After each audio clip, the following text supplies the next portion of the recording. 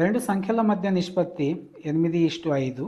ప్రతి సంఖ్యకు 3 కలిపిన వాటి మధ్య నిష్పత్తి 17:11 అయినా ఆ రెండు సంఖ్యల మొత్తం ఎంత? సో 8:5 ఇచ్చున్నాడు, సెకండ్ది వచ్చేసి 17:11 ఇచ్చున్నాడు. సో ఈ రెండింటి డిఫరెన్స్ మనకి 6 ఉంది. ఎంత యాడ్ చేయాలి? 3 యాడ్ చేయాలి. So A value కనుక్కుందాము. 3 8s 24 into 6 by 3. 3 1s 3 2s 24 2s are 48. Next b value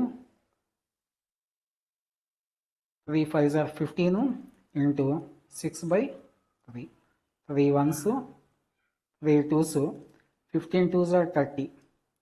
so మొత్తం కాబట్టి కనుక్కోమనింది 48 + 30 78.